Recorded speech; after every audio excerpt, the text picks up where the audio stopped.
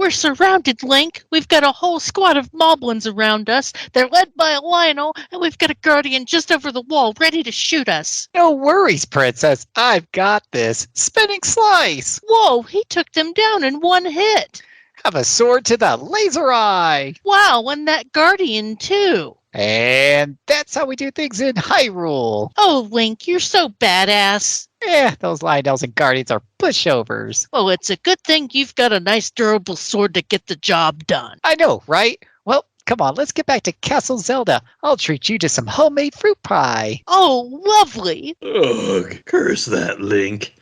I'm gonna get stronger one day. He'll see. He'll fear me. 100 years later. Doo-dee-doo-dee-doo. Just hunting around for heart rashes and whoa, it's a Lionel.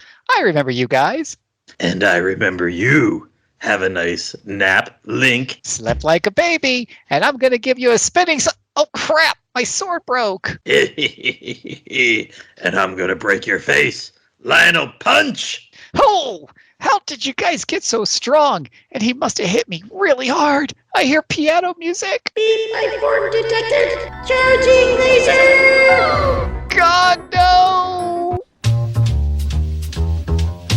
Hey baby, here the games are calling, backlogs growing at alarming rates. Mercy. And maybe you seem a bit confused, RPGamers. Kev will set you straight. Ha ha ha ha! But Matt don't know what to do with those Saga games or FFA. He's playing again. Neptunia games all over this place. What is a boy to do? Good night, RPGamers. We love you. Hello and welcome to RPG Backtrack, your regular deep dive into your favorite RPGs. We are a production of RPGamer.com, bringing you such fine podcasts like RPG Cast, your weekly news show, Q&A Quest, your weekly feedback show, and we are your bi-weekly nostalgia show. I am your host, Kelly Ryan, and joining me is my podcast partner in crime, the link to my Zelda, Mr. Matt Mason. Oh man, I wanted to be Linkle to your Link. Darn, I should have picked that one. That's all right though. I can be Link. I got to master something around here. And I I guess have the master button to mute and start recording. I guess that makes Phil Willis the Impa. Salutations, felicitations, jubilations. Welcome to the RPG Backtrack, where we talk about games from the way back when, right up through yesteryear.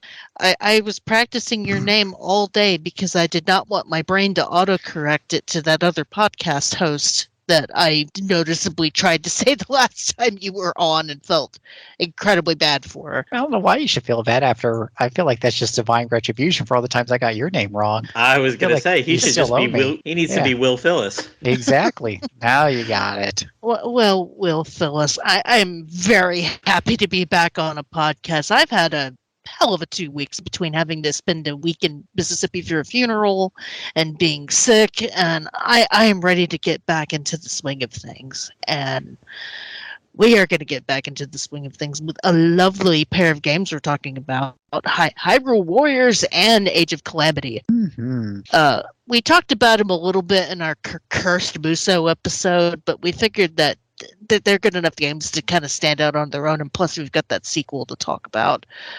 Age of Calamity wasn't out when we did that episode, so. Nope, it wasn't. Oh, you're talking about Breath of the Wild 2, the one that was done correctly.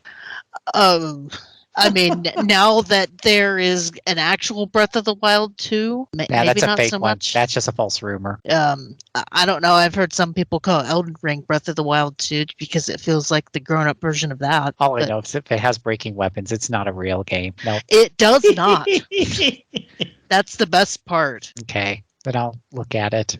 Unfortunately. I'm hesitant. Do we still have like 500 little tiny mini dungeon puzzles rather than, good old-fashioned Zelda puzzle or Zelda dungeons? Oh God, that's why I quit Sports Story for a while. I was like, I wanted to play golf, damn it! I wanted to play sports, and why am I doing Zelda dungeon crawling? You want to know what's funny? I recently finished Sonic Frontiers, and that had a lot of little Zelda puzzle dungeons, but with Sonic. And I mean, it wasn't really dungeons. It was more like you opened up the map by doing certain puzzles. And even though it didn't really fit for a Sonic game, it was really kind of fun doing those puzzles. And that's always the thing about puzzles. Like if you get them, they make you feel pretty good. But if you don't get them, it makes you feel really dumb, and it stops your momentum in the game. Full stop. And I'm dumb. Completely. And I'm dumb. So I don't deal well with too many puzzles. Like I like the whole here's a switch, there's a door right behind it. That's about as deep as I like to get with my puzzles. I'm right there with you, Phil, because I'll tell you what, just 2 seconds on Sports Story. The best part about that, and if you read Alex's review, you can see how buggy it is too. But here I am doing dungeon puzzles, which is something I suck at. I don't know if I'm getting. I don't know how to do it. It's been out for all of like 3 days. It's frustrating the heck out of me. And then on top of that, it's glitching like hell. So I'm like, okay, am I dumb? Is this a glitch? Is it not programmed right? And there's nobody to ask for help. Mm-mm. So puzzles in a Sonic game would probably break your brain. Oh, you just run fast. That's all you do. Run fast, get rings, right? That's what Sonic is? Yeah, sort of. Oh. On our Game of the Year sheet, I put Sonic Frontiers as my second best non-RPG of the year, and I wanted to put beside it as a note to Alex, like, he has stats. This is technically an RPG then. Oh.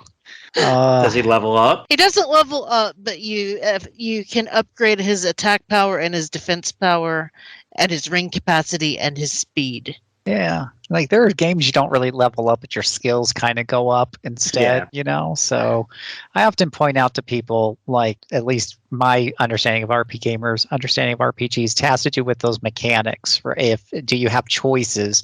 Do you have skill choices, equipment choices, item choices, party choices?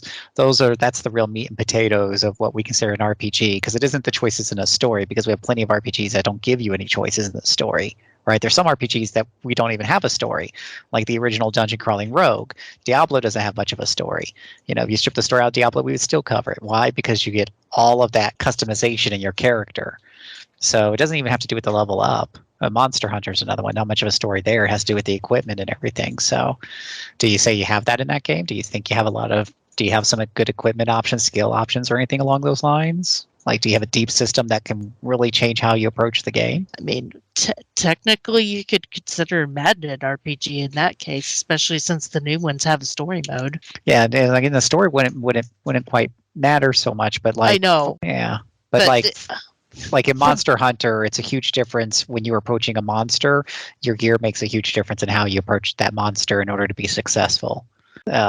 And the loadouts, and it's not just as simple as I've got 2 guns and one's a big gun and one's a small gun, right? There has to be a level of complexity there. So do you think you have it in that one? And golf, what was it? What were we talking about? Was it a Sports Story or? No, I was talking about Sports Story. She's talking about Sonic Frontier. Oh, Sonic Frontier. Yeah. Do you have any of that in Sonic Frontier? I honestly cannot remember. and that's what Kelly has to say about her second favorite game of the year. Well, so that's why Stray was my number 1 non-RPG of the year, because kitties. Oh, kitties! Kitties are the best. And I guess in Musou games, you kind of boil RPG mechanics down to the basic press X to win. Am I right? Yes. But what if you hit XXY or XXXY or XXXXY or XYXY? Then you get combos, and that makes it even more fun. Yes. Musous are the best. I love Musous. And thus far, this has been my favorite series of sub-Musous, though I say that with a copy of Fire Emblem 3 Hopes in my Switch case, ready to be played as soon as I finish Dragon Quest Treasures. But let's talk about some Zelda After Musou. These messages, we should talk about some Zelda Musou. Yep, after a brief musical interlude.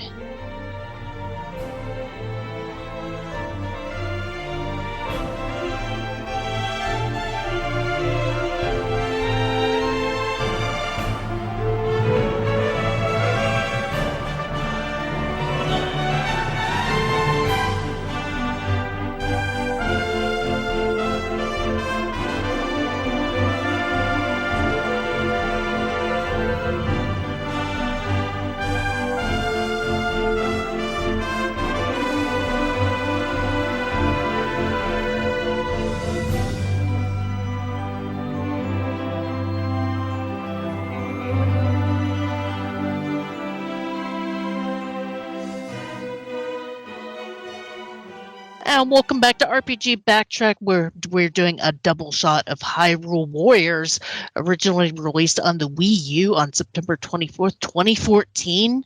Damn, almost 8 years ago. Wow. How time flies. Then later on the 3DS in 2016, and then on the Switch in 2018.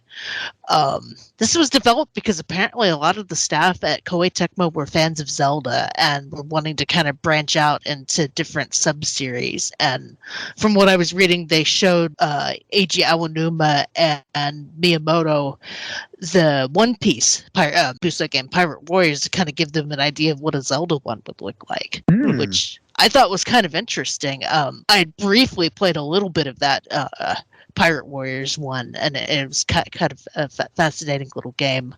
Yeah, Pirates. Yeah, I mean that's if you're showing off number. Like I played 3, and it really does show off the manga characters really well. It feels like you're right there in the pages, working through the scenarios and playing with their different powers. It's really good. Mm-hmm. Also, this one was produced with help from Team Ninja, which I also thought was a neat little fact.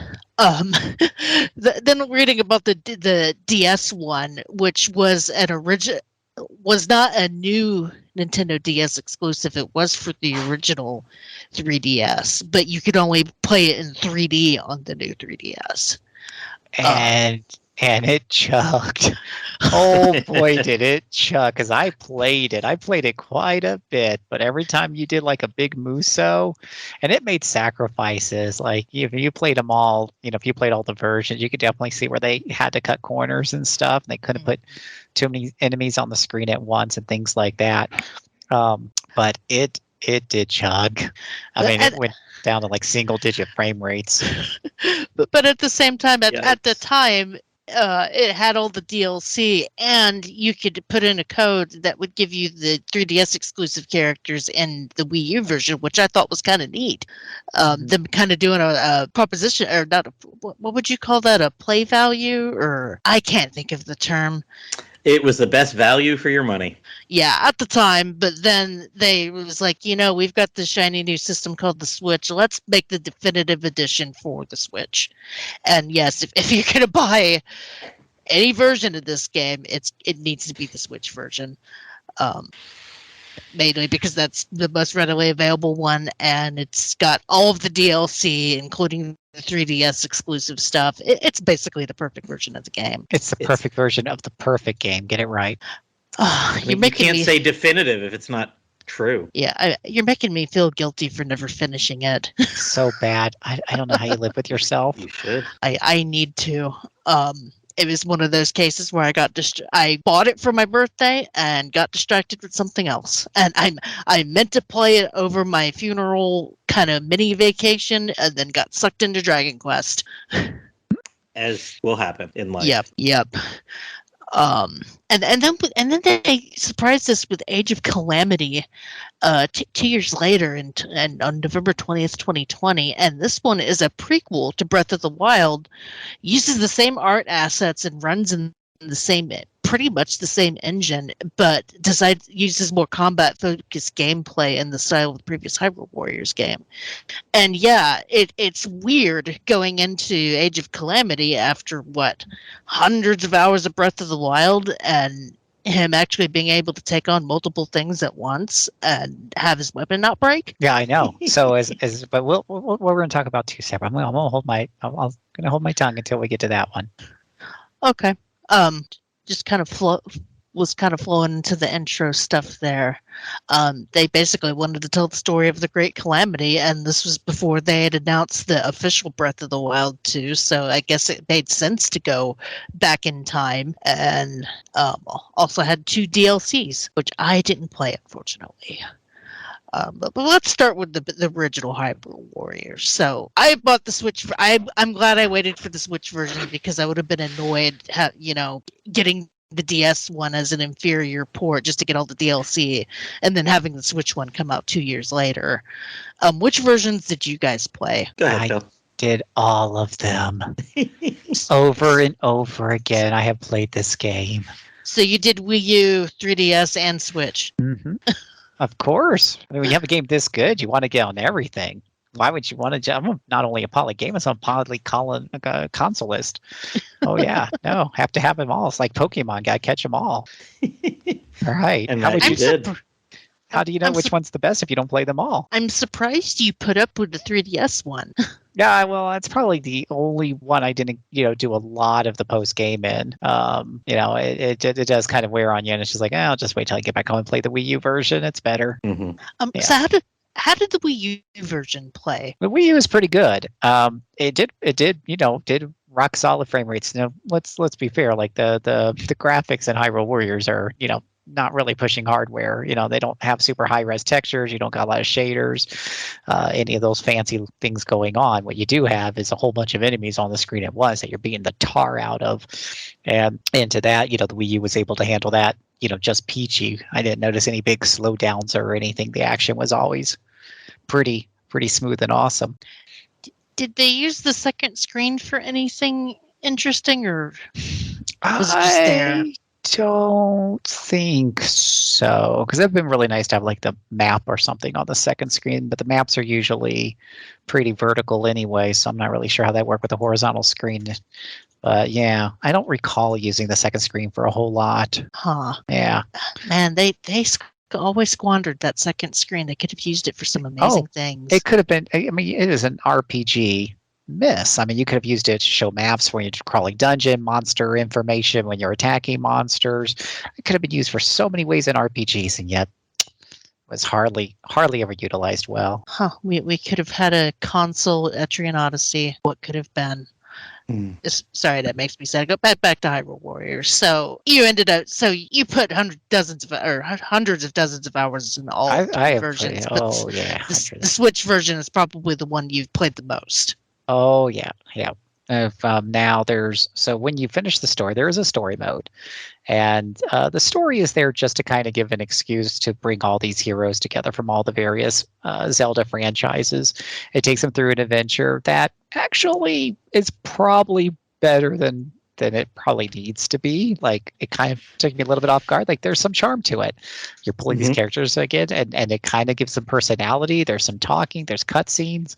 It's not terribly done. And part of the story on the Switch version is Linkle's story. I can't remember the history behind Linkle exactly. That's actually something we should probably pull up. I can pull it up if you guys want me to, but I can't remember. I don't think she was in the original in the Wii U. But anywho, she's definitely in the Switch. And the whole point is her side story on the Switch is actually super, super cute. So she is believes to be the hero of legend. She's got the green tunic. She's got a compass. She checks off all of the boxes. She must be the hero of legend. And I think everybody in town's kind of iffy on that, but she never has any doubts. She never has any doubts who she is. And so when there's monsters attacking, she grabs her compass and everything, and she just heads on out. The problem is she's always heading the wrong way. Like, she'll literally hold the map, look at it, it's upside down, and she'll go left because she's supposed to go right. And it's just so funny. But there's a little side story there with her. It's really, really cute. It doesn't the map actually kind of show that too? Like, when you're going through the stages, like, she's got a whole separate quest line. Like, yeah, that's what I'm saying. Like, she has her own side story in the main story. Like, it branches off. There's also Sia is an original character, and with I believe her name's Lana, and they also have a little bit of a side story there as well, where I think Sina's her name. I need to return back to the map and just look at their names, but she has her own side story as well. So it's okay. It'll pull you through the story mode, which will take you roughly 20-30 hours tops to get through, and then you can go through and play those maps on hard if you wish, but you'll probably want to be somewhat leveled up for that. But what Hyrule Warriors really does really well is an end game. So we have 10 different maps that look like they're ripped right from the original Legend of Zelda. You literally see the 16 by 8 grid or whatever it was back in the original NES. Yeah, and each one of those squares that you would normally on the NES have a little bit of a fight going on with some whatever monsters. And this one represents a Musou fight with certain conditions, and will usually yield particular items that you can use to reveal secrets, just like you could in the original Legend of Zelda. Like on this area over here, if you put a bomb against the wall, it'll reveal a door. And what that means is during the fight, you'll be able to find a secret item that you couldn't have had you not done that. It makes this pretty kind of clear. It's nothing you're going to be super scratching your head. And if you can't remember where to bomb the wall in the original game, no problem, because you can burn a compass, and a compass will show you where the secret is at. So it integrates some of these elements from the Legend of Zelda games with the secrets and everything, but not to the point where you actually have to know puzzles or remember any of this stuff. You can always use a compass, which can be purchased with some crystals or whatever they're called, and buy yourself another compass. But when you're into the fights, those will, like I said, those will have special conditions. Each map's different. It might be beat 300 enemies within 5 minutes. It might be protect the outpost. It might be clear the map of all opposition. There's scaling difficulties on these as you get further on. Those monsters will get tougher and tougher, but as you're fighting on, you will gain levels. You will also earn currency. That currency can be spent to level up some of your characters who are getting behind, or it can be used to enhance your weapons. And weapons, just in true Musou style, you can basically sacrifice. You'll get plenty of weapons, but each weapon has properties on them, and you can put those properties from one weapon to another, provided that it has empty slots. And of course, that costs money. You can also sell your excess weapons for more money. So, and money just ends up becoming a way to level up the characters you really don't want to play. So I'm looking at you, Tinkle. I don't like playing Tinkle. I don't like Tingle, period. Tinkle is yeah. I've never liked that character. I don't know what it is, but I don't like him either. For a quick him. second there, my brain thought you were saying you didn't like Linkle, and No, Tingle. we were gonna have to have the throwdown, but no, we're all's good. No, Linkle's beautiful. She's amazing, but Tingle, no. We literally have 30 characters in this game. 30 characters. Phil, you mentioned we should look up a link about Linkle because there was a little development thing there. She was actually considered for the original Hyrule Warriors. They wanted her to be the female version. They were kind of thinking like maybe it'd be Link's sister or something like that. But they kind of realized early on that doesn't he have a sister in the Windwalker? And they didn't want to conflict with that. So they just kind of, I guess, left her out. But they had sketches of her in the Japanese Hyrule Warriors art book, and that prompted a lot of popularity among the fans, which got them to actually add her in when the 3DS version came out. And, the rest is history. I honestly felt, my first impression was, oh, this is some sort of fan service take on Link or something.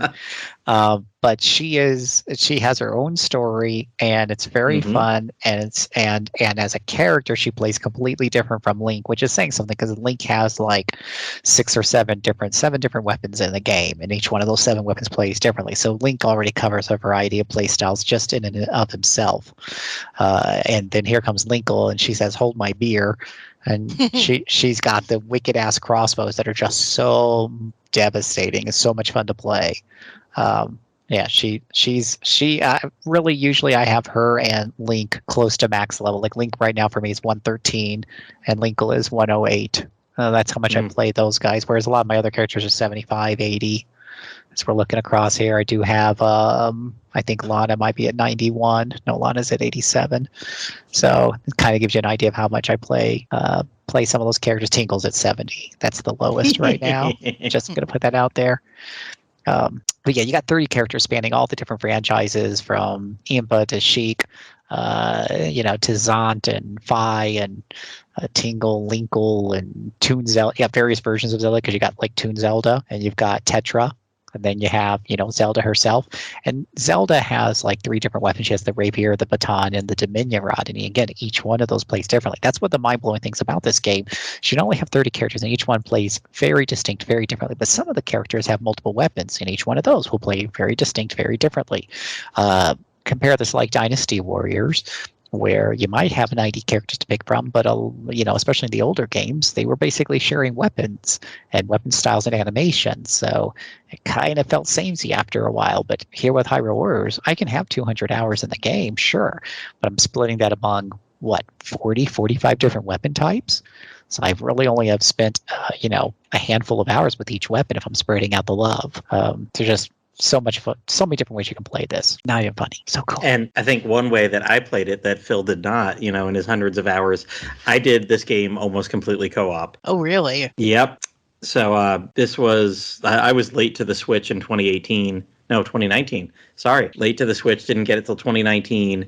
And right when we got it, we got Mario Kart, Mario Party, and Super Smash Brothers right away. And for about 8 months, that's what my wife and I would play with the kids at the time. And then right around Christmas, I was like, I'm really missing on my new system playing RPGs. And if we're going to play RPG together or something like that, hey, look what's available. So got this a couple of years after it came out, and we just had a blast playing through it. My older son was just always wanting to be Link. He needed to be Link.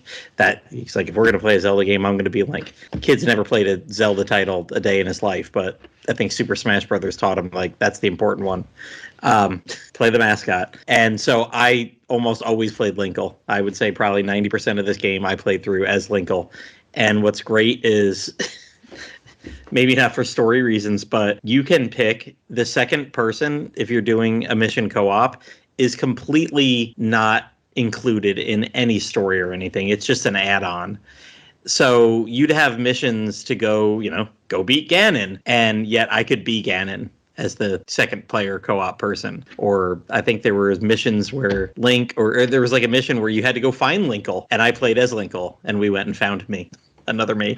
So no, this was one I did, at least 90%, because I think it took 2 or 3 missions before you could open up co-op. It wasn't far into it, though. And Ganon's so much fun to play. Like, he's a badass. Like, when you're playing him, he dominates the field. He stomps around. His blows are powerful. He has a huge darkness attack that just covers a wide area. So some people will ask me, when it comes to Musou games, what's the appeal? Because don't you just, hit a bunch of buttons and kill some things, and that must get repetitious, after a while. And if you just play through the story mode, you can certainly walk away with that impression. A lot of those story missions may not ask a whole lot of the player. They're just trying to get them in, but people don't understand, like, in terms of a Musou game, 20, 30 hours is like saying I played a Monster Hunter game for 20 or 30 hours, right? You barely have scratched the surface. When you get into the hard modes and the post-game maps, what you find is that there's a lot more pressures. Those of you watching the stream, because we're live streaming this at the same time, I have failed this mission twice already, and I've been playing for hundreds of hours. And the reason why is you have to be aware of everything that's going on the map. The mini-map is there for a reason. You can hit pause and look at the battlefield at any point in time and get a feeling for the situation and where your objectives are at. If for right now, I have to escort these guys to different locations. There's 2 different escorts that need to happen, messengers that need to be escorted, and I got 3 characters to pick, or I got 3 characters on the field, so I can command 2 of them to follow the messengers and stick with them while I have 1 guard the base, and then I can hit a button and swap between those 3 characters so I can be at the place that's underneath the most pressure in that moment. And other times I'm playing more like football, zone defense. Other times it is just a beat the clock scenario and just beat the crowd, everything, but you got to get it done within a certain amount of time. And for that, you need to know your combos. You need to know your characters. You need to know that, let's say Linkle's 4-button combo, it's good, but it takes a lot of time in animation. Her 2-button combo is much faster for wiping out small minions. So that's what you should be using when you're trying to get enough kills, in a shortest amount of time. Things like that become critical. Those little knowledge points become critical as you get into the harder and harder maps. This game doesn't have PvP, where a lot of these things would come apparent when you're playing against other people, but instead it has this post game that escalates. And when you get into those harder missions, that's when you start to say, oh yes, I do need to actually pay attention to my combos and manage some of my resources and use the Musous at the appropriate time, or special attacks as they call them, and the magic attacks, and make sure you have your fairies buffed up, that type of thing. It all becomes apparent as you get into the higher levels. Let me tell you, boys and girls. It's not just a button smasher. Blasphemy, I say. No, I you're probably right. Go ahead. No, I have never really done a lot of in-game Musou content, so I can definitely see where that comes from. I mean, most of the time I put it on easy mode, so I don't really see a lot of this more advanced Musou strategy. Yeah, and there's definitely times where I just want to beat the crud out of bazillions and buckles of enemies, right? Mm-hmm. So then I'll play an easier map or a kill XYZ map. Absolutely, nothing wrong with that. But when I do hear people go, well, I don't know why you find it so entertaining. It's like, well, because you haven't actually put it on hard. You haven't actually played some of those harder things where the pressure's on. And if you just suddenly bump it up to hard and jump into it, you'll probably get your butt kicked. Or you'll probably, hit it in game and you'll feel like it's unfair. And the reality is it's not unfair. People beat it all the time. It's just you haven't learned yet. So do some other in-game stuff. Now, one of the things that's the in-game maps, as I mentioned, there's 10 of them. It starts off with the original Legend of Zelda map, and then there's the Master Quest map and other ones from other games. One little thing that is a little difficult for some people, it's the same thing with Fire Emblem Warriors, is that the maps in a way almost kind of expect you to bounce around, right? Like maybe I'm not really a completionist, but in a game where I'm trying to complete it, I'm going to go from chapter 1 to chapter 2 to chapter 3 and do everything in chapter 1 before going on to chapter 2. And you can do that with Hyrule Warriors to a degree, but what will happen is you'll end up with some of the later on as you're getting to the corners of the map where the difficulty spikes, you're going to be like, oh, this is a really rough fight. When really what the game kind of would like for you to do is go to Windwalker map or Master Quest map and do some of the easier maps there, get some extra levels, uncover some of the more powerful weapons, and then come back and polish off, the harder things here. Overall, the original Legend of Zelda map is still the easiest overall. But those corner pieces and those more difficult missions will still give you a bit of a bother. With that being said, aside from unlocking stuff, so there are characters that are locked in there. Some of them are most of them are unlocked just by going through the story mode. Some of them are unlocked by defeating particular battles on the post-game maps. I like to have all my characters as quickly as possible, so I did Google that up and went and rescued those characters as quickly as possible, so to speak. And one of them takes you right into one of the most dangerous maps there is. But thankfully, getting there just took some perseverance, and I got that character.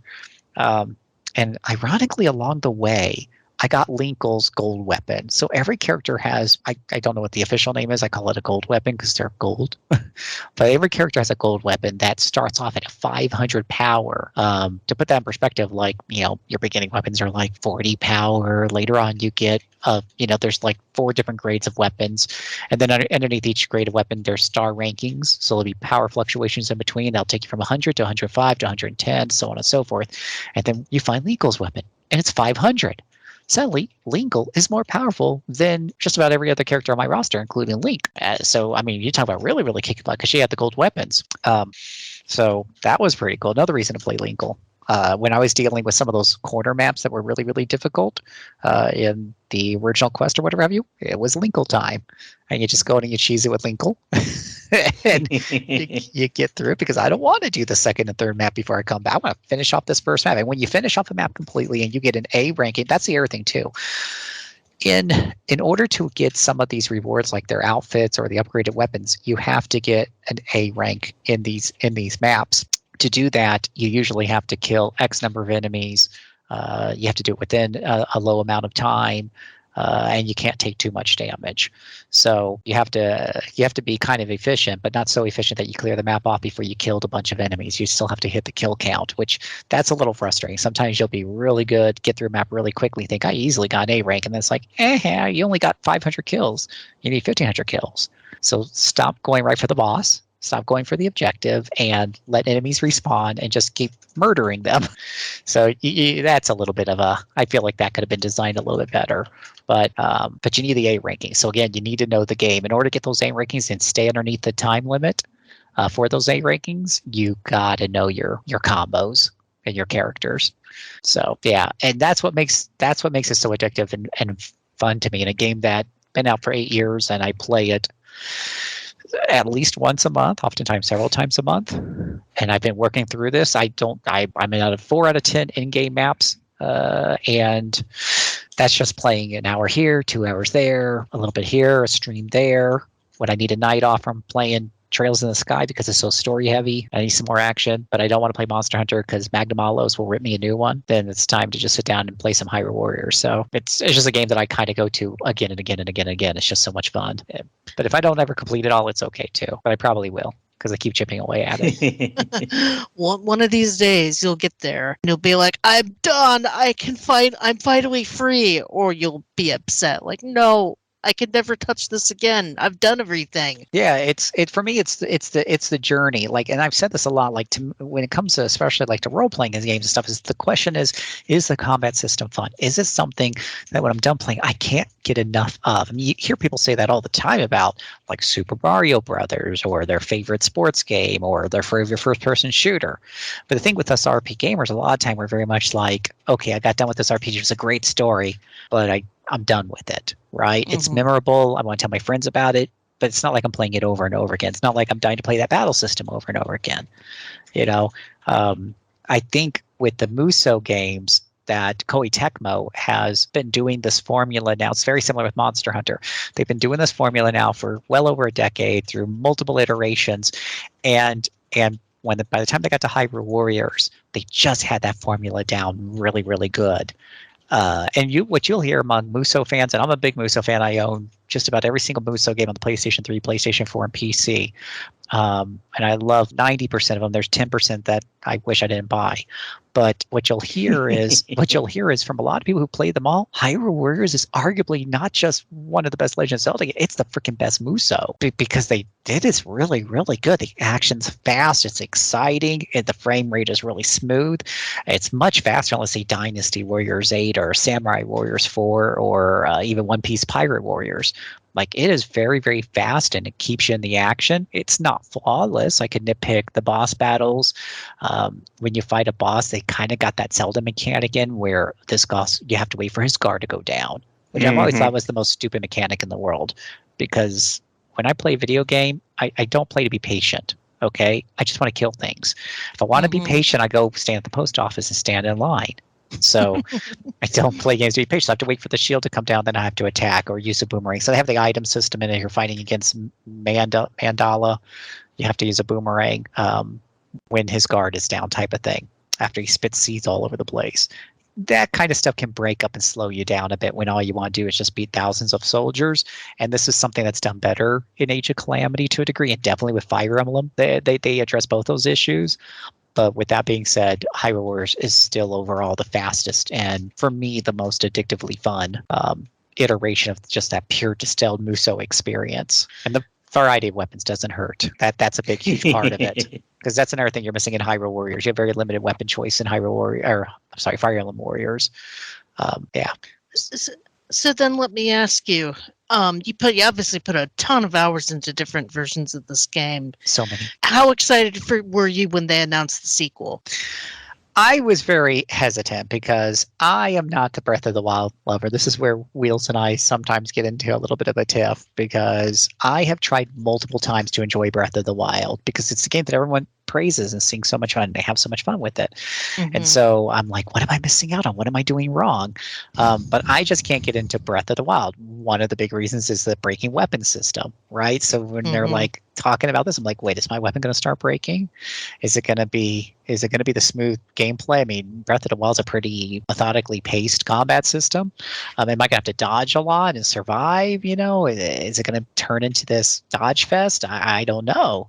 So I was pretty hesitant. I know a lot of people are like, "Ooh, Breath of the Wild, yay!" No, it's actually pretty funny. I remember when they announced it. I remember when the video started playing, everyone thought it was going to be Breath of the Wild 2. And everyone's hopes and dreams were crushed when it was like, oh no, it's a Musou. I mean, they got their wish later. Yeah, they did. But at the moment, just watching all of those delicious tears, it was so sad. I have to admit, as somebody that loves fan tears, that was pretty great. Yeah. Because there are definitely people that don't like Musou games that were very, very upset. But right. So this is the one that I did play, and I put hundreds and hundreds of hours into. And one of the reasons why I got into it is because I try to play demos for the RPG cast so that I can talk about them. And I booted up this game as a demo because you could play through pretty much the first chapter. And for some reason, I couldn't put this version of the game down. It just ticked all the right boxes because all the maps are pretty much right out of Breath of the Wild.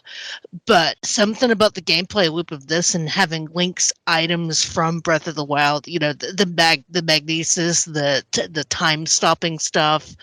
What else does he have in that game? Yeah, you got the ice and the remote bombs. Mhm. All of that stuff was just fun in that demo. And it's like, okay, my progress is going to carry over, and I played the crap out of this demo. I want this game. And so it had come out in November, and it was pretty close to Christmas, so I put it on my Christmas list, and my husband bought it for me. And I think from Christmas to about the middle of January, that's all I did was play Age of Calamity. Yeah. I liked Age of Calamity's level and mission structure a little bit better, because it was basically like taking what you were talking about with the map system and just making that part of the game. And it was sort of a dopamine hit for me, you know, every time I would unlock a new story level, all of these different points would come up on the map. And, you know, some of those missions were character specific missions to help raise their stats. Some of them were cooking quests. Some of them, upgraded your Sheikah sensor. It is a very unique way to level up your character in game. And correct me if I'm wrong, but I don't think any other Musou has been like that. It would give you extra. You could do quests. A lot of them were just turning quests, and some of them were fighting quests. Most of them turning quests, as far as unlocking new combos, unlocking heart containers. You were basically, empowering your character by just kind of turning those things in. And if you're missing reagents for the turn in, you could set your Sheikah slate to detect where those were at, so you could figure out what quests you need to farm, to get those things, which is very handy because in the past, in some of these games, you'd have to go and Google that stuff up. But to your point, with most Musou games, you usually have to there's usually, in the older Musou games, you had levels and you had weapons, and those were really the two ways you would empower your character. Your health and everything was just tied into your levels. So grinding levels pretty straightforward. Grinding your weapons, that was a little less, straightforward, and sometimes did require that you had knowledge of where your weapons, where the more rare versions of your weapons would drop, which difficulty levels or which maps or whatever. But it wasn't always it wasn't this clearly shown. Usually had to Google it up. And this version of the game had the weapon combination system so that you could make a really powerful custom weapon. Though I ended up sticking with the Master Sword through most of the game, just because that one seemed to be the most OP. But I always tried to keep at least one of every weapon type. Keep a highly leveled version of that, because certain missions you couldn't beat unless Link equips certain weapons. Correct. So, yeah. Hammer, great sword, regular sword, boomerang, that kind of thing. So then, when the game came out, and I did buy it pretty much straight away, my first impression wasn't quite as favorable. And part of the reason for that was I had played so much of Hyrule Warriors 1, and I was so used to my nice, silky, I don't know for a fact if it's 60, but it feels like 60 frames a second. And then I hit Hyrule Warriors, and especially those early maps, would chug. And I'm not a frame rate Nazi. I really, especially with RPGs type of thing, but this is a Musou, and it's kind of like having frame rate issues in Monster Hunter. And I think Monster Hunter Rise runs at 30 on the Switch, and that's fine. It's a pretty steady 30 with only a few, drops here and there. And I had a great time with Switch Rise. But Hyrule Warriors, on the other hand, Age of Calamity, was definitely struggling in a lot more places. And it really detracted that was one of the reasons why it detracted from me. Now, unfortunately, that's mostly, I think, front loaded, because when I went back to it years later and put some more time into it, those problems seem to pop up less and less. So it's still there. I still notice it, but it's less noticeable. I would give my right arm, though, to have that game on PC and be able to crank up the settings to a higher resolution, because it is a looker. It definitely looks a lot better than than Hyrule Warriors 1. It's just the Switch doesn't feel like it's quite up to the task. I mean, technically you can if you know what you're doing, but I'm not going to encourage that necessarily. What I am going to say is people talk about the performance in this game, and I must be an idiot because I didn't notice. I never noticed it either. And again, I played the whole thing on split screen, 2 people. Yeah, I don't know if it's any better than second, but I would just say play Hyrule Warriors 1 for like an hour, and then go and play Hyrule Warriors 2, especially the early maps, for an hour, and you definitely kind of pick up on it. And I'm not Nazi. I'm not sitting here going, well, it should feel quite as smooth or whatever. But it was really, for me, it was noticeable. It was not just noticeable, but it was detracting from my experience because I'm used to, after playing hundreds of hours of Hyrule Warriors 1 on Switch and Wii U, I was just used to it being smooth. It wasn't I won't sit here and exaggerate and say it was as bad as the 3DS version of Hyrule Warriors. That would clearly be derogatory. I won't do that. I don't think it was unplayable, but it was certainly noticeable. It just depends on your tolerance for those things. But again, I think if people stick with it. So now I'm up to chapter 5. I put more time into it, especially the last couple of weeks trying to get ready for this. I wanted to make sure I was pretty fresh on it. And you know what? Kelly, did you play on the screen or handheld or both? Both. Okay. I was so addicted to it that I would bring it upstairs and play like in bed, and then the next day or whatever, bring it down onto the dock and play there. Although I liked playing it handheld better because I have one of those Hori pads that does turbo fire, and it was a lot easier just to set one of the main button to turbo fire to obliterate things, so that I wasn't quite breaking my wrists. Don't so break your much, wrist. but yeah, I didn't notice any performance issues either way. So I want to say it was probably a little bit more noticeable in the TV mode for me. I don't think I ever remember in a handheld feeling like it's an issue, but I don't play a lot of handheld, but I have played a little bit. But regardless, I think it is something that's more, if people just stick with it, I think it's something that becomes more and more minor. I don't think it ever completely goes away, but it's something that, to your point, it's not that big of a deal. I don't think it's as big as what you hear. I think some people either just did the first few hours and gave up on it, or they just want to make a mountain out of a molehill. Yeah. Like the internet likes to do at times. So what? No. I know. It's just, yeah. The internet is a wonderful place where people are all kind and gentle, and nary a word is spoken. I think once I got past that, I was really finding myself enjoying the game. There's a coolness to it. It does, as you were saying, it not only implements, first of all, it implements those tablet powers really well, and I think it needs to be mentioned that each character implements those powers differently. Right. So if you do the remote bomb with Link, that's going to manifest differently than if you do it with Impa and whatnot. So that is pretty darn cool, because in Hyrule Warriors, the item effects are pretty much the same. They're very generic. Another thing is these actually have an impact, whereas in the original game, they only have an impact if it's that enemy's particular weakness needed to get his guard to show, his guard blocker to show. They can sometimes interact with the environment, not nearly as much as the Breath of the Wild, but it does have an impact on combat. Like, even if an enemy doesn't have, so when you're fighting an enemy, he'll sometimes have like an icon above him, like, hey, now's the time to use the power, right? That particular power, and you'll be able to get a guard break out of them. Very similar to the original Hyrule Warriors. However, if you, let's say, throw a bomb at somebody when that thing isn't up, it'll still stun them a bit. And more oftentimes than not. And so depending on who you're fighting, where your time limit is at, you're trying to fight the clock or whatever, there's definitely some times where I'll spam that bad boy every time it pops up, right? And get those guards up, or just I need some little bit of breathing room, so let's throw a bomb out. It's off a cooldown. So I think they did a really great job of implementing those different effects. Now let's talk about the characters in the story for a second. So this is a prequel to Breath of the Wild. Takes place during the War of the Calamity. Only they kind of throw a monkey wrench in it and have some timey-wimey stuff going on. Well, you got to have that in a good Musou game that's pulling everybody together. Yeah. It's their favorite excuse. Yeah.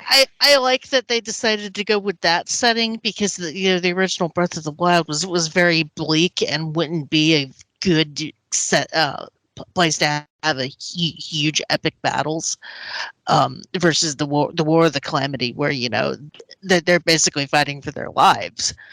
But then they needed the timey-wimey stuff to excuse bringing in very popular characters like Sidon. Only it's little bitty baby Sidon instead of adult man shark Sidon. Because he's a baby in this game. It was 100 years ago. Mm-hmm. There was also an excuse to bring in characters that they didn't talk about, or they talked about, but you never really saw in the original game, like Mipha. She's dead by the time you run into her in Breath of the Wild, but now you actually get to see her and play with her, and it's kind of neat seeing all these different characters show up. Absolutely. And from what I played of Breath of the Wild, because I did make multiple attempts that were dozens of hours each, and Age of Calamity, I have to say, for me, Age of Calamity tells a better story and tells it better. Oh, yeah. Yeah. Breath of the Wild story is very minimalist and best. And I mean, to be honest, I enjoyed that minimalist story, but it was nice actually having a story to follow in this game. Mm-hmm. And going into spoilers, it doesn't end quite how you think it's going to end. They kind of do some split time stuff to basically give Link a happy ending, but then also having the original timeline happen so that Link does fall asleep. To be honest, I don't remember a whole lot about the ending. That was 2 years ago. Okay, good. I've already heard too much. I'm still on chapter 5. I'm sorry. That's all good. It's Backtrack. You gotta know what you're getting into. We do spoil. But no, I think that the story is pretty cool. You don't have as many characters. That does arguably give you a lot more time, though, to get intimate. More intimate, familiar with the controls and the characters that you like. So there is that, and kind of a two sides for every coin there. The as I got further into the game, I did have a little bit of a, let's say, a pissy point with the time limits. Yeah, I can see that. Yeah, because there are definitely missions where the time limits are very, very tough. And the only way I can think of to know whether or not you're kind of ready for it. Now, they give you, every mission has a level rating. So you think, okay, it's a level 35 mission, I'm level 35, I should be ready for this. That may not necessarily take into account what power level your weapon is at. It would be a bit of a concern there, or whether or not, a particular character is all that good, or as good as some of the other. Like, obviously, Link is really, really good with his combos and stuff. I would suggest that maybe some of the other characters don't play as smoothly, which would impact, how effective they can be in a time limit situation. When there's no time limit, it's not usually a big deal which character I pick. But when there's a time limit, every movement, and they're tight time limits. They're not easy time limits. They're not like Monster Hunter time limits that you can pretty much ignore, except for a couple of fights, really tough fights. No, these are some pretty tough ones. I either make them within 15, 30 seconds, maybe a minute, or I just lose. And if you lose, it will let you restart from the last checkpoint, which is usually starting that boss fight. But it may not. If you're just underpowered, you're underpowered, right? And none of that's really going to help you. So it got a little bit frustrating for me. And then I was like, okay, well, now that means I need to go out and grind this character up or whatever it may be. But I kind of felt like I wasted my time. So I got a little pissy pants. And I remember a couple of months ago, a player had said, "Oh, I don't play Musou's because of the time limit missions."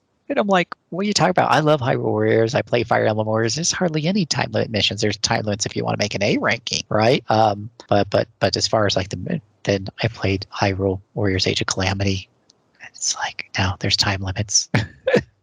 Yeah, and those time limits get particularly frustrating in some of those later levels where you've got a ton of stuff to keep track of. Yeah. So you got to pay particular attention to it. So between us girls, don't tell anybody else. I might have just stuck some of those missions on easy just so I can get by them, because you can switch the difficulty at any time. Unlike the other Hyrule Warrior games, it doesn't really affect your rewards or anything else along those lines. So there's really nothing stopping you from popping a tough mission onto easy to get by it. I'll tell you, I played most of the game on easy, and even some of those tougher missions I would squeak. I either struggled with or would squeak by even on easy. Mm-hmm. Particularly at the end, from the end of chapter 4 to maybe the start of chapter 6, where you had, you're controlling 4 different characters and you're juggling a whole bunch of different parts of the map. And you're doing something like me and you keep getting turned around and getting lost.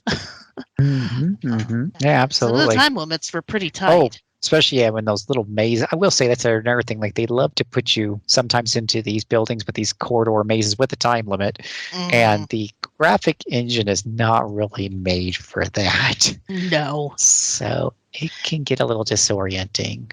And it doesn't help that the map only has 2 views, pulled out and zoomed in, so you can't really figure out exactly where the stairs cross over and where you need to go.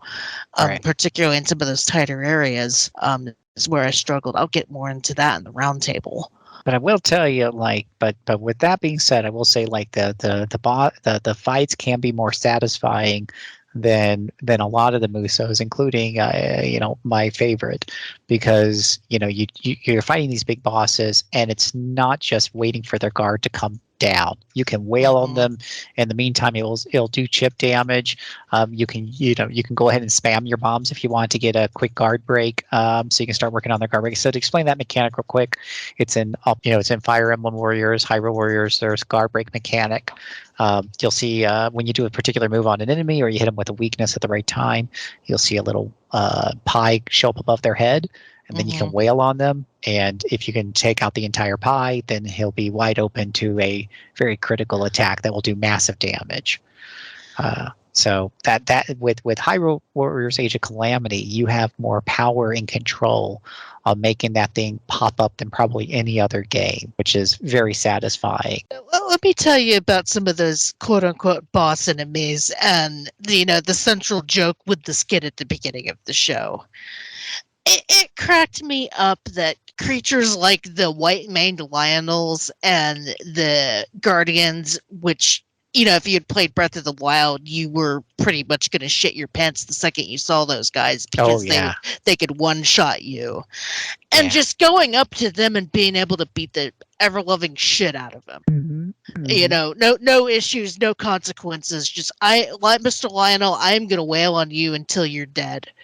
Felt so satisfying. Yeah. And even with the Guardians, now granted, you couldn't one-shot the Guardians like you could in Breath of the Wild, but still being able to do the shield deflect was just, chef's kiss. I love that they kept that in. Oh, yeah. They kept a lot of those mechanics in. You can jump off the ice and have your paraglider and float around the battlefield and then do a dive. They kept a lot of it. They did a really good job with the battle system there. And for those of you listening who's like, well, I don't want to play a game that's like Breath of the Wild, but now it's much easier. I like the tough combat, and well, don't worry. That's what hard mode is for. Just set that bad boy on hard mode, and let me tell you, that Lionel will hit you so freaking hard, you'll be seeing stars. Okay, so don't worry, boys and girls. Or I think there's a higher mode than hard, like Insane or something like that. But you lunatic. It's whatever it is, it's aptly named. But knock yourself out, because it'll turn it back into a Breath of the Wild true experience where one hit will have the little chirp, chirp, chirp, chirp, chirp, chirp. If I recall right, didn't they also leave in the mechanics so that you could mount the Lionel and keep bashing its skull in? I just fought some Lionels, and I don't I don't remember. I want to say yes, but now I'm not super sure if I'm remembering Breath of the Wild or Age of Calamity. I want to say that they did. I don't even know if they kept in the dodge at the last second mechanic to. Yes, there is. Okay, there is that. Yes, okay. Which I have a love-hate relationship with, because you have to hit it at the last moment, where I don't know why. If I dodge early, why shouldn't I get the reward? I was on top of it. You have to just basically cut it at that last moment, but it does work. And there's been times where I'll be fighting like 2 or 3 bosses at the same time, and it'll just give it to me, and I didn't even realize I had dodged this other boss's attack, and now I can go in and wail on him for a bit. So yeah, that mechanic's definitely still in there. Like I said, they did a really good job bringing that battle system over. Like if you wanted a Musou but you wish it was more technical, this one's definitely going to check off that box. It is more of a technical technical type fighter. Absolutely. The only downside for some of the Musou fans is there is a distinct lack of killing thousands of things, right? You'll kill a few hundred.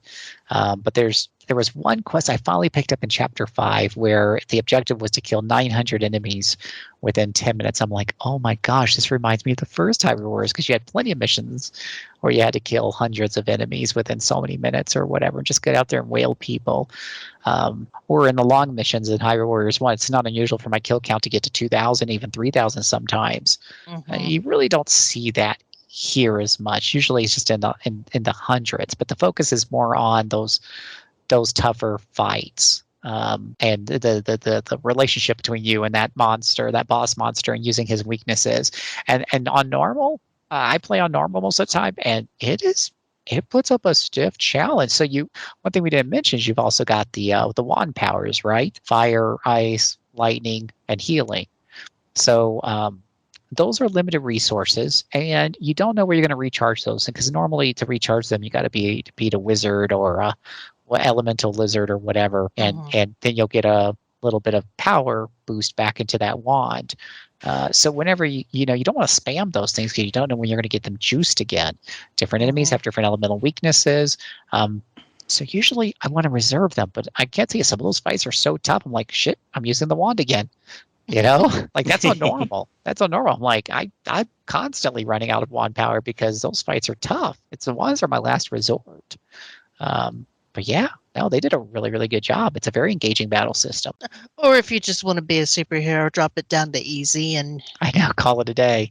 Go to Pound Town. And then you'll feel like you really are playing a moose. No, I'm just kidding. I'm just gonna beat them up into oblivion.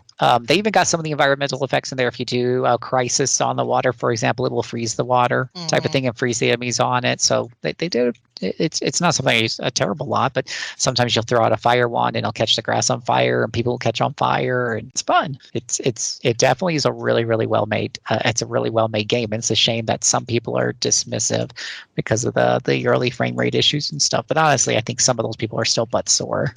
Not the announcement. Now, one of the reasons why I sometimes get frustrated with Musous is because of that mechanic that it always does, where if you kill 1,000 enemies, there's something that shows up on the map briefly, and you have to go find it, and I can't find it. They didn't do this. Was it the seeds? Yeah. This time, or no, they were behind areas, right? Yeah, the Korok seeds were just there. You just had to find them. I had to find them, yeah. And it was very satisfying, just like going off the beaten path and seeing a flower. It's like, oh, it's Korok seed, and you turned in the Korok seeds for upgrades. And being a completionist, having to find all those every single Korok seed on every single map, because there was a checklist there that you could look at on each map screen. So the Skulltellas that you're talking about, that mechanic is pretty much only in Hyrule. In Fire Emblem, of course, what you have is Anna's shop, and Anna shows up very clearly on the map. So finding Anna is not usually a challenging issue because she's just right there on the map. So that part's easy. With Hyrule Warriors, it's like this big circle where that Skulltella can be at. They start putting them into the same places. So after you played like for 512 hours, it becomes a little bit more intuitive. You also want to make sure, just a quick hint here for people listening, you want to make sure your volume's turned up, and preferably with headphones, because you'll hear which side of the headphones he's on, and you can zoom in and try to figure out where he's at there. But I generally have like a 90% success rate with those, but there is that 1 in 10 where it's like, oh shit, where the hell are you stupid spider? Yeah, and that's when I'm usually using a lot of 4-letter metaphors. But I love the Korok seed mechanic in Age of Calamity, where you got rewarded for exploring, just like the base game, and I love stuff like that. Hold the presses, Kelly. I just unlocked the postman uniform for Link. We're gonna see. Deliver a letter now. I don't know what the hell it is. We're gonna find out right here, live on the stream. I'm unlocking outfits. Take a look. Where's Postman? Here it is, right here. For podcast listeners, you can check out Phil live on our Twitch channel. RPG. What the hell is that? Twitch.tv/RPGamer. We're sorry, Kelly. I don't know if you can see this, but this is the most ridiculous Link outfit I have ever seen. Wow, those are some short shorts. Yeah, they are. Those are basically just tighty whities right there, almost. You got to be a manly man to pull those off. And Link Yeah, is a you do. manly man. There is. Wow. I've got probably things I shouldn't say on a podcast about this. Wow. So that's going to be my incentive to finish the OG Hyrule Warriors, is to get Link in the tidy whities and just have him be in that for the rest of the game. As far as Age of Calamity is concerned, anything else we want to add to that? So I didn't speak much during it. I played it all co-op, and I've never played. I haven't played a proper Zelda game in 20 years. Mhm. I think I played Majora's Mask. No, what was the one before Majora's Mask? On the 64. Ocarina of Time. Time. Okay, I played that one, and that was probably like, I think I got it late, like 2001, 2002, and it's been 20 years since then. And nope, I haven't been a big Zelda fan. And I'll have to say, Phil, you bounced off Breath of the Wild. I never gave it a chance, but you know what? I didn't really like the art direction of it. I was, and I'm sure that is not pretty much anybody else's take on it, and even so matching it with Age of Calamity, I was like, oh man, I like the cartoony, like Hyrule Warriors definitive, and then this one was definitely a different look. And I still had fun with it. I played the heck out of it, and my kids and I decided after we beat it that we could still go on and do a bunch more of the map, and we tried for a while, and like you said, I really liked that things shined, like, hey, if you needed this item, you could go, you knew right where to find it, at least what missions to do it. That was handy. Very handy. And I mean, talk about the aesthetic. The graphics are definitely better executed in the second game, but the first game, I prefer the color palette and the art direction more. I've said this 100 times, but I prefer my RPGs to be more bright, colorful, fantastical looking, and hopefully, with a more positive message of hope in a day and age of like bad news all the time. Jumping into a game where the entire world is shrouded in darkness, hope is lost, and you're the last hero who's holding on by a single thread that's about to be snipped is probably the last thing I want to deal with. So I'm not the big fan of that. Being a Dragon Quest fan, first and foremost, like, I like the cartoony. Like, I love the anime cartoony, bright, colorful worlds, and I'm especially if I'm playing a co-op game with my kids, we're not freaking doing games with blood flying everywhere, and you're just hitting that cute little cartoony guy who flashes once or twice and disappears. Like, that's fine, whatever. Yeah, I mean, there's definitely times where I'm in the mood for something that's more, I guess you can call it adult or darker or whatever, but it's not generally when I'm playing fantasy RPGs. Or if it is, at least make it fantastical, like Shin Megami Tensei tends to do. You're always in some weird ass world with televisions all over the place, and it's just psycho and different, as opposed to just looking like a standard world that's just very, very dark, or especially medieval world. I think that's a little side tangent, but that's the thing that's kind of turned me off about Final Fantasy 16. It looks like regular historical Earth locations, just darker and sadder, and palette, is low contrast. And I'm like, that's so depressing. I'm sure it's telling a deep story of loss and turmoil. I don't know if that's what I want to hear right now. I'm going to be curious about Final Fantasy 16. That's the one that I put as my most looked forward to, because I don't think Final Fantasy 7 Rebirth is happening this year. I'm not holding my breath. That being said, to be honest, looking at both art styles, as you have pulled up the second game on Twitch, I kind of like Hyrule Warriors Definitive's art style a little bit more, just because it looks more more like classic Zelda, kind of the timeless Zelda look, versus Age of Calamity, which is the cel-shaded look, which I think looks okay. But I don't know, there's something about that other Hyrule Warriors style that just feels more iconic. Yeah, I think it's more of the series history. Yeah, that too. That's exactly what you mean by iconic. Yeah. It brings everything together under one banner and gives it a consistent look that you can pick any character and they just look like they are a part of the series. Because that's the thing about Zelda games, is that they have varied in so many different art styles over the years.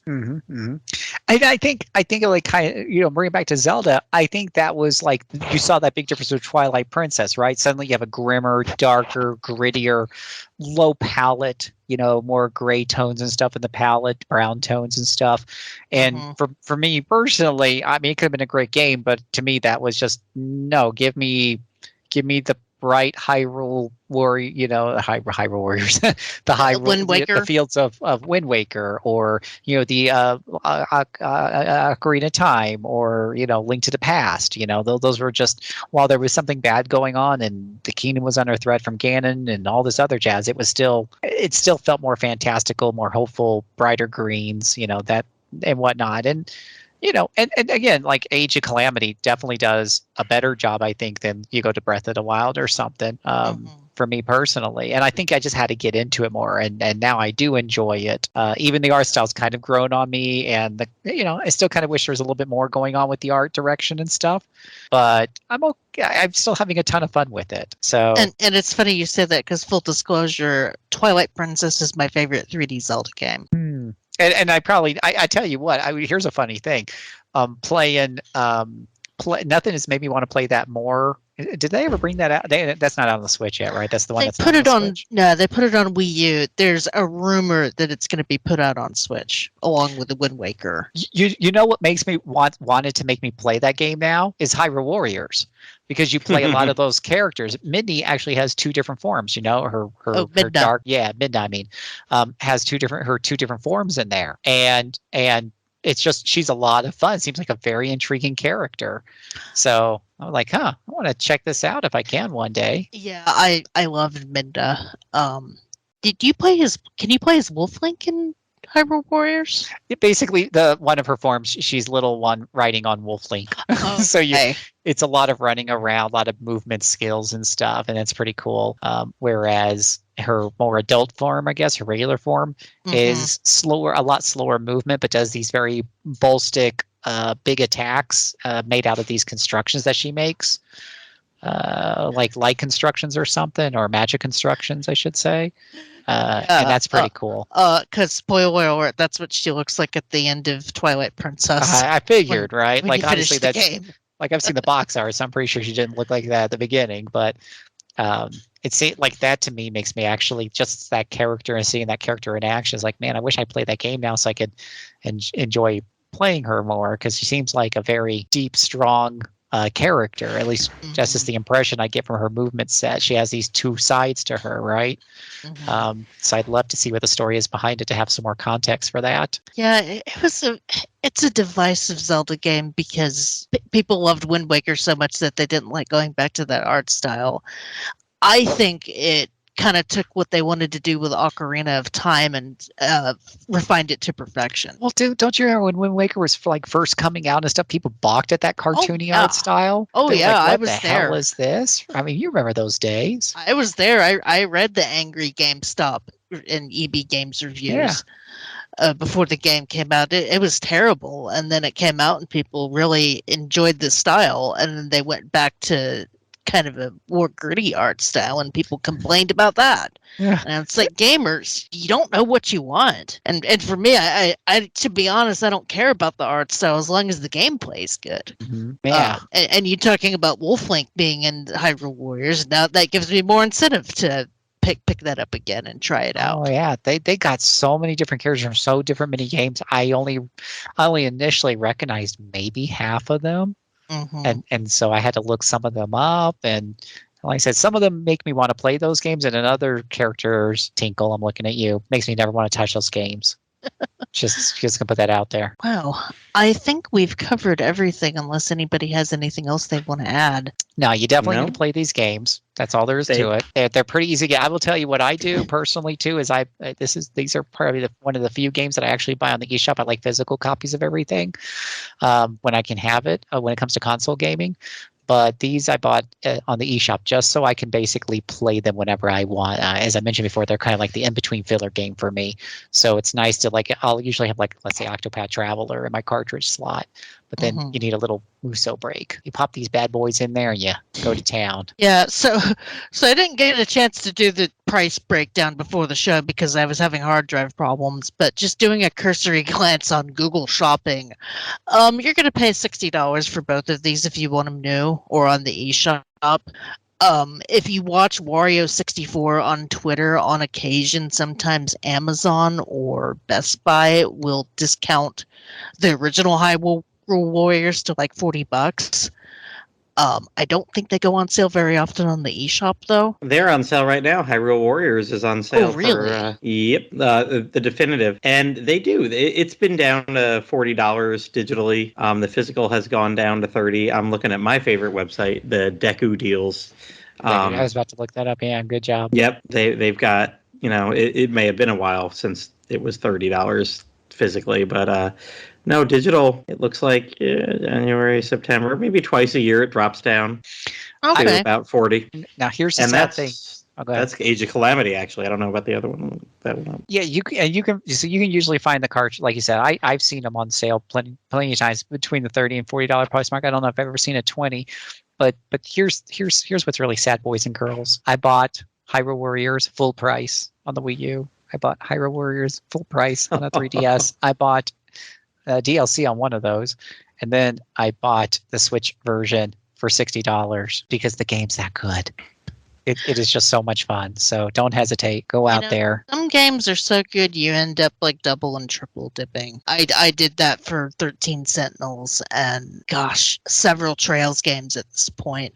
Checking out eBay here, the definitive edition looks like you might be able to get it for around $40 used, and wow, Age of Calamity, I'm looking at $25 new. Oh, yeah. With free shipping, so if you deal hunt, you can find it, or you can pay full price because both games are worth every freaking penny, if you ask me. They are. There's a lot of content, as Phil has said, and Phil's got the single player hundreds of hours in it. I've got the multiplayer dozens of hours, and I think we both agree that we've enjoyed the way we've played it, and so it can be played multiple ways.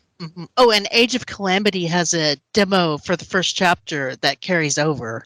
That's what hooked me initially. Just know that those early levels can be a little bit choppy as far as frame rate, but if you can get past that, you've got a good game. Well, you can see I'm playing it right now if you're watching the stream, and I would say this is at the very least 25, if not 30, and it doesn't seem to be experiencing a whole lot of drop frames or anything like that, even while I'm doing a bunch of stasis and crisis and stuff. So, but this is an area with sand. I think it's those areas with grass that kind of suffer, which are the ones you see at the beginning. Well, cut down all that Phil, grass. You are not going to beat 1,000, or you're not going to beat 900 people here, are you? No, probably not. Zelda sucks.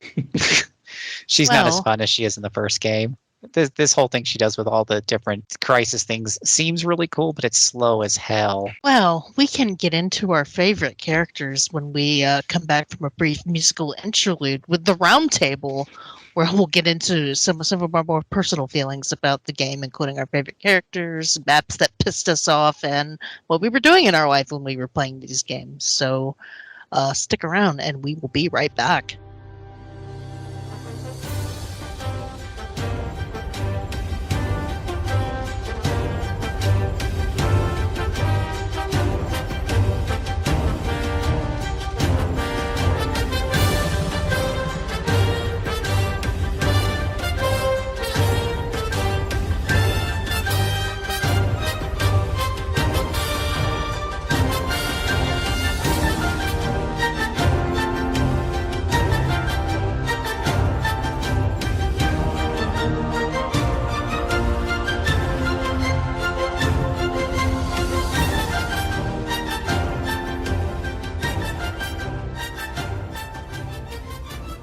Welcome back to RPG Backtrack, where we are now getting into the roundtable, talking about our personal feelings about the games, our favorite things, our least favorite things, what we was doing in our life. And the very obvious question in these two games, who are your favorite characters? Because there's tier lists, there's all sorts of different reasons for playing a favorite character. What are yours? Phil, since you're the one with the most hours played, I'm sure you have your go-tos. I mean, obviously, when it comes to like combat effectiveness, Link is really hard to beat, right? And that's why he has the highest level of my games. His combos flow very smoothly. He's very quick. He's very fun to play. But But I like Linkle. I mean, that was kind of an original. I think I like the original characters, maybe because they probably went out of their way in the game, probably to give those characters a little bit more personality. Whereas the other ones, it just kind of assumed their personalities came from before. And if you haven't played those games, well, tough titty. And Link has never had much of a personality. He's always just a blank slate. He doesn't talk. Honestly, it's the year 2023 now. People give him some. He had it in a cartoon. It didn't kill his character.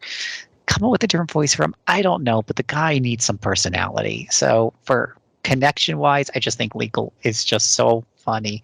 And also Lana and Sia, who end up being related. And, they're kind of like two halves of the whole. There's a little bit of a touching story on the side story there. But Lana is also super fun to play.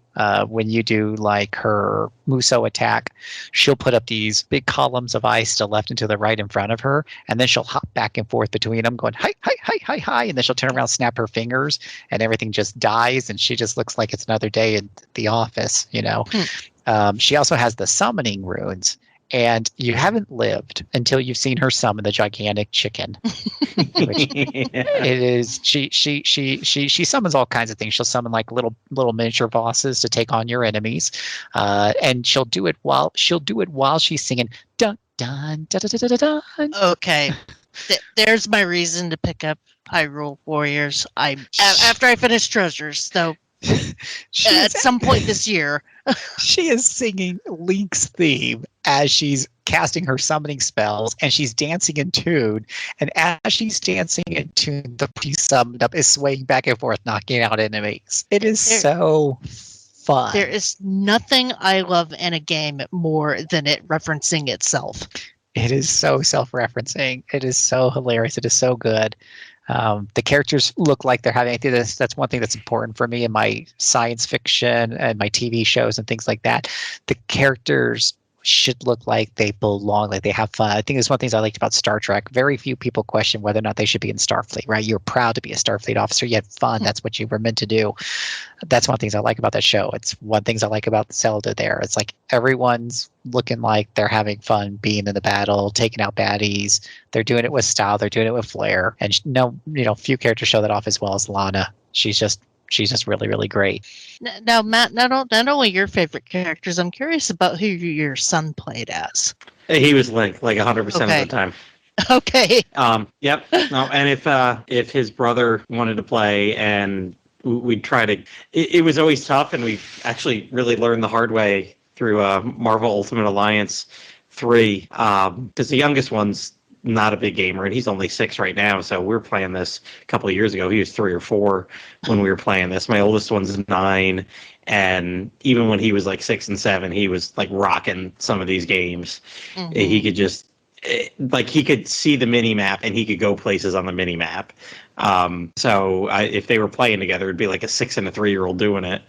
So it was like, well, do you give the 3-year-old the stronger person and hope that works for him since he's not going to do as much, or do you give him the weak one because he probably wouldn't do much anyway? And no, we tried to let the younger one be Link a lot, and then my older son would actually he'd play almost everybody individually. He would just try everybody out.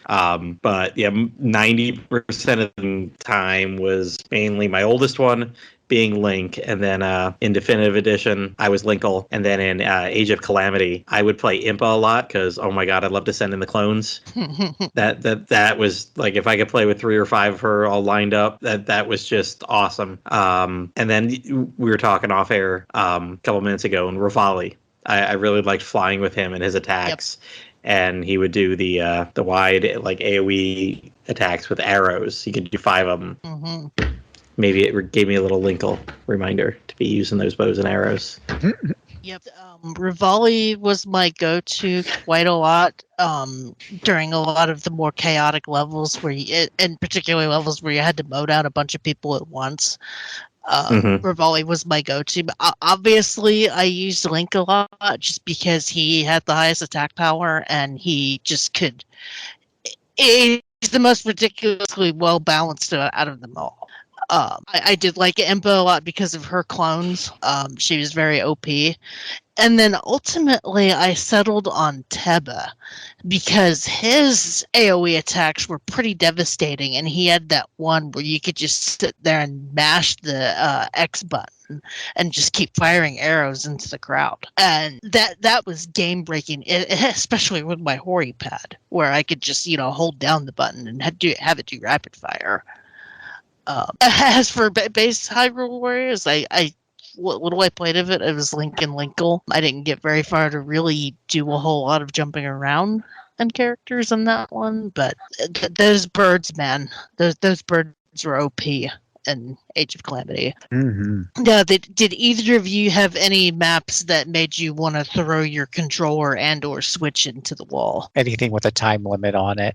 No, Yeah. there was one in particular I just played where it was a tight time limit, and you had to run through what was essentially a mini maze, and I had the map zoomed in the entire time. I'm looking at the clock, trying to go back and forth, and it was just miserable. It was clear that the engine wasn't really well designed for these tight corridors and stuff. So I just wanted to be out of the damn thing and finish up this maze. And that was the first time I was like, you know what, screw it, I'm putting it on easy. As I got through it a couple of times just to get to the, what will happen with these time limits, they'll give you like 10 minutes or whatever, 5 minutes to get through the maze, and then they'll make you fight bosses in the maze as part of that. So that's the real challenge. But then after you get out of the maze, it's like, oh, great, now you get to fight this enemy here. Oh, but wait, halfway through the fight, he brings in more enemies. And by the way, he's on a time limit too. And oh, you didn't beat him in 3 minutes? Well, sucks to be you. And now you've lost. I mean, if you exit out and you say, well, crap, let me try different characters, you just lost all that experience. So speaking of Dragon Quest, that was one thing that the late Mr. Cunningham used to say all the time. He liked Dragon Quest because even when you die in Dragon Quest, you go back to town, you still keep all your experience, right, in half the gold that you picked up. So in Hyrule Warriors, if you do escape a mission, you don't get to keep anything, or at least in Hyrule Warriors Age of Calamity. Hyrule Warriors says that you get to keep your progress, like your experience, if you fail a mission. I haven't really double checked that because I don't fail too many missions. But yeah, that one had me pulling out my hair. And after I spent like half an hour not getting any experience or money, I was really cranky. Mm-hmm. Because of an arbitrary time limit, right? It's not because I died. Yeah, there were two in particular in Age of Calamity. I'm looking at the list right now. The Destroy the Yiga clan, which is that maze that you were talking about that you got stuck in. Yep, that's the one. Yep, that's the one. I just completely got lost in and couldn't figure out how to get through. And then the one after that, when courage fails, where you're split and each person has to take out a really high level boss, and then they all come together at the end, and I can't remember what else happened, but that one I failed several times because I either couldn't find one of the bosses or just couldn't beat them in time to do the final bit I'm supposed to do, which I can't remember what it was. And that whole mission was pretty frustrating. It definitely made me want to throw my controller. Well, I mean, my other time I want to throw my controller is every time one of my kids was playing with me and did not do what they needed to do. Like, hey, you need to go there. I need to be taking care of this. You need to go take that. Like, I can't send somebody because you are the other somebody. I can't sense. That's funny. Yep. Makes me think of the stupidness in Fire Emblem Warriors where the Pegasus person was going right into the arrows. And it's like, what the hell are you doing? You stay there where I told you to stay. And then our final question for the night, because I couldn't think of a third one, because, I mean, the music question, it's a Zelda game. It's all going to be Zelda music for the most part. But it's the same question we always ask. What were either of you doing in your life when you were playing these games? I was getting ready for the RPG Backtrack. And I played a lot of Hyrule Warriors Age of Calamity. I've been playing it. The thing is, I've been playing it for the last 8 years, pretty much non-stop. So it's been throughout my a good chunk of my life now. To me, it epitomizes what makes the Musou genre so compelling. I play other Musou games as well, but these are the ones that I really keep coming back to. So I don't really associate it with one event in my life because I haven't really put it down yet. Mm-hmm. And for me, these were back-to-back Christmas gifts for me and my kids. We got the definitive edition in 2020, and then during we did this kind of right when the pandemic started. They had, I'd gotten it, we played a little. I can't remember if I played this or Fire Emblem Heroes first, but might have done Fire Emblem Heroes first. I don't know why I would have done it that way. But I do remember beating this while sitting home at the very beginning of the pandemic because, we were home a lot and we were looking to play a lot of multiplayer games. So those two fit the bill in 2020 very well. And then it just so happened that year, hey, guess what? A new one's coming out. So got it when it came out in September, October. But we waited, got it for Christmas, and I remember beating it on spring break up in North Carolina. We'd brought the Switch with us, and it unfortunately, we had to plug it in. I think my parents were up there that year because we plugged it in on, 24-inch TV, and we're squinting at the map, oh my God, where are we going? Because we've been used to playing it on the 55-inch or whatever we have at home, and playing it in the side room on this small TV was not ideal. Yeah. With the split screen too, so that's because I have a 24-inch computer monitor, but I'm also a foot away from that, so I can imagine being across wall the room. mounted, and yep. So I remember buying Hyrule Warriors 1 with my birthday money.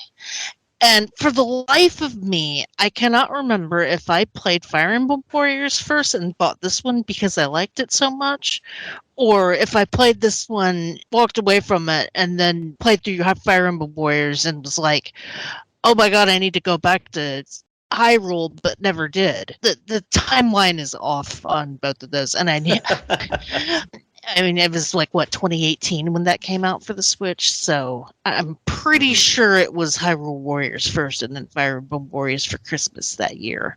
But like I said, I didn't get a chance to play through much of Hyrule Warriors, and I regret that to this very day, and that's something I'm going to rectify as soon as I have time, because what is time? But Age of Calamity, man, like I said, I put that on, played the demo and just could not put that down. And that was pretty much the first month of January 2021 was playing through so much of that, playing that game every opportunity, bathroom breaks at work and my lunch break and after dinner and before bed, and it takes a special kind of game to hook me like that, and that game definitely did. I don't really have any specific memories tied to that one other than it being January 2021's game of the moment, and then getting to the end of it and being but I'm not ready for it to end. I'm having too much fun. And you would have thought that I would have bought the DLC day one, but I'm really bad about going back to DLC if it comes out much later after the release. And I feel like they announced that DLC that spring, or maybe even that summer. I think I was probably knee into some other game and just never went to that DLC. Did either of you play the DLC for Age of Calamity? No, it's kind of integrated into the story mode here. So let me ask y'all a question. Was the fairy character, was she in originally? Yes. Uh-huh. Okay. Yeah. So she's okay. So she's part of that. But did you have the lab where you could upgrade stuff? You had an upgrade tree in the lab to upgrade your bombs and stuff? I don't think so. I think that's part of the DLC. And at the end of that, you unlock, I believe, a motorcycle for Zelda. Yeah, because of course you do. That definitely wasn't in the main game. Yeah. I unlocked the motorcycle in Breath of the Wild, but not Age of Calamity. Right. So, there's definitely some DLC if you're going to play it and you can afford it. It's probably good to get that right from the beginning because it seems to be integrated into the main story campaign. I want to get the DLC eventually because I want to play as that guardian and, turn the tables on Moblins. Laser them in the face for a change. I will say, on the Nintendo Switch, we are spoiled with Musous. I mean, I love Musous, and I have on PlayStation 3, PlayStation 4, PC, and Switch. But you have both Fire Emblem Musou games and both Hyrules, and they were just so well done. You also still have some other options like Samurai Warriors 5 and stuff, which actually is executed decently for Nintendo Switch's limitations, and you can play it portable, unlike the PC, unless you got a Steam Deck. And so I have to say, like, the Switch it's definitely a good place to play your Musous. But even if you don't like Musous, it's worth checking out Hyrule Warriors if you're a big fan of the universes. I lost my mind when they announced Fire Emblem Warriors 3 Hopes this year, and then I think it came out at around the same time as Trails from Zero, and completely forgot about it. So put it on my Christmas list, and that's going to be my next game after I finish Dragon Quest Treasures, because Musou on the mind, and I want to play it before the new Fire Emblem Engage game that comes out like at the end of the month. But I need to go back to Hyrule. You mean 8 days? Yeah. Oh, it's that soon. Man, where is this month gone? That's what happens when you spend the first week of the year in a state on the coast that you're not familiar with. But I got to see the ocean for the first time, so there's that. You need to get busy like a schoolboy making an A. So yeah, it makes me wonder if there could be a third Hyrule Warriors in the cards at some point. Hopefully it sold well enough. I don't know what they could do with the third one. Well, you got to wait till you get the next Breath of the Wild. Then you got to play on an alternate or revisionist history of that. It's going to be like Bravely Default 2, Bravely Second. You know, which way are you going here? See, I'm thinking of like how the One Piece Warriors worked, where the first game was the entire arc up until that point, and then the second game, I guess, was the arcs after that. And I feel like the third and fourth games were just single arcs, or I could be mistaken. No, the third one basically starts off at the very beginning and takes you through a chunk of the story, and then and then the fourth one kind of picks up into his later years, and I don't know how closely they're connected, but that's my understanding. It was definitely that way when I played both of them. I played the third one for like a couple dozen hours and the fourth one for just a handful of hours, and he's definitely much more advanced in game 4. Because I just remember saying they announced 3 and me thinking they're not even done with that story arc yet. How are they going to finish it? Oh, well, that's the answer. Apparently, it's just going to be another rehash of the series. Yeah, I definitely don't feel like I play that for the story, because it's so truncated and so quick that if you're familiar with the manga or whatever, then you're gonna this is really cool. This kind of I'm gonna play that big battle. See, that's cool. But if you've never seen the show before, it's just gonna make it's like getting the Cliff Notes edition of a book. You're gonna miss a lot of the emotional impact. I mean, that's true, but that's a long ass series. Nope, you gotta read all 900, 1,000. Gotta read it all. Even the filler. Yep, you want the true One Piece experience, don't you? Snap to it. I don't have that kind of time. I'm sorry. I know. Do it. Well, just play One Piece, not for the story, but just play it for the fun, zany Musou action, because it is really cool. Speaking of long series with no end in the future, I've got Critical Role to watch tonight as we're recording on a Thursday night. So you know what we need? Final Fantasy Musou. I'm genuinely surprised they haven't gone down that well yet. The only reason is because Final Fantasy or Square tends not to like to collaborate, and they like doing their own thing. That's why you don't see Square themed Funko Pops, because they want to make their own Funko Pops. You know what I mean? So it's like they want. I know that they would want to do something like that, but they wouldn't want to team up with Tecmo Koei. Well, they did with they let Dragon Quest, but I mean that's necessarily Dragon theirs. Quest. Yeah. So I don't know. I would publish Dragon Quest, but that's not like their in-house baby. I mean, I say that, but they put Cloud and Sephiroth in Smash, so never say never. No, wait, there was a Shin Megami Tensei Musou. It was Persona 5 Strikers. That's right. We got that coming up in a few months too. I think that's game number 2 on my list to beat after Monster Hunter Stories. Oh no, it's number 3. That's not till summertime. Yeah, that's on my list, but I've got time for that one. Yep. But that being said, we're going to put a bow on this. Thank you, Phil, for taking time out of your stream time to come hang out with us.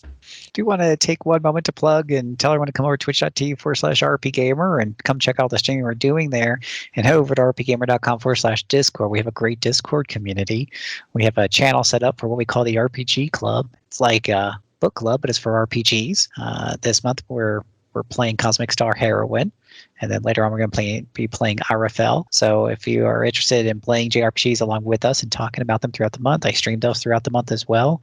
And we just spend the month just loving on these games and talking about them as we play through them together, just like a book club might. You know, it's funny when people ask me what kind of podcast I do. That's literally how I describe it as, it's a book, like a book club, but for video games. You know, Phil, tomorrow, as of this recording here in early January, as of tomorrow, the RFL goes on limited run games sale. You've got a month to pre-order through like mid-February. RFL and something else that they created. Ooh, I can't remember the other game that they're bundling with it. I will look that up real quick. I got it somewhere. Get your physical game fix. There it is.